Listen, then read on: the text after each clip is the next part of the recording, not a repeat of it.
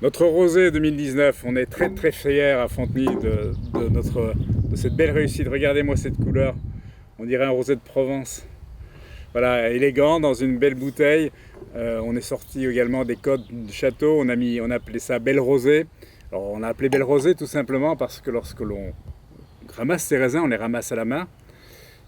Et pour bénéficier des températures fraîches du matin, on commence vers 5-6 heures du matin, on le ramasse et on avait de la rosée. Hein, quand on arrivait dans les vignes, on avait les pieds mouillés. Et c'est pour ça qu'on l'appelait Belle Rosée.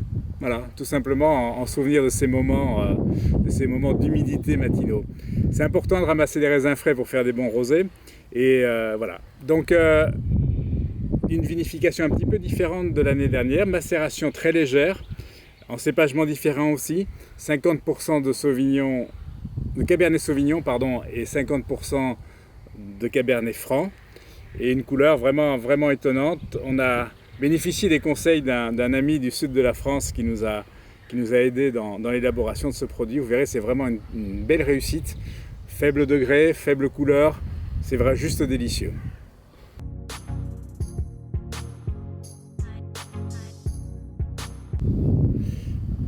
Notre Clairet 2019, voilà, un rosé gastronomique que beaucoup d'entre vous apprécient. Moi, ça fait partie des vins que je bois souvent à l'apéritif. Et hier soir encore, on a ouvert une bouteille avec Chantal, avec une bonne pizza. C'était juste délicieux. C'est vraiment un rosé de gastronomie. C'est un rosé qui va accompagner très très bien les repas.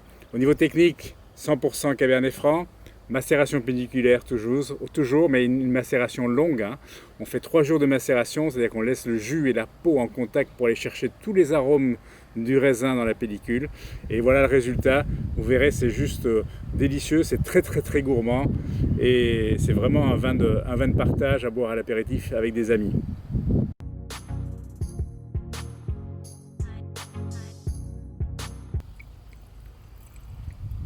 Voilà notre crément, les bulles de Fontenay.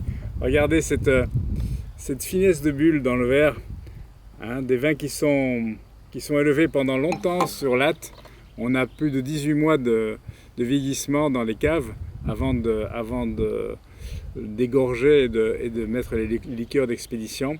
Donc c'est un vin qui est vraiment fait dans la tradition des vins de champagne. Hein. Le cahier des charges des créments est très très rigoureux. Ramassage en cagette, à la main, un assemblage donc 50% Cabernet Franc, 50% Cabernet Sauvignon, des vins de fête, de plaisir et de partage et de convivialité.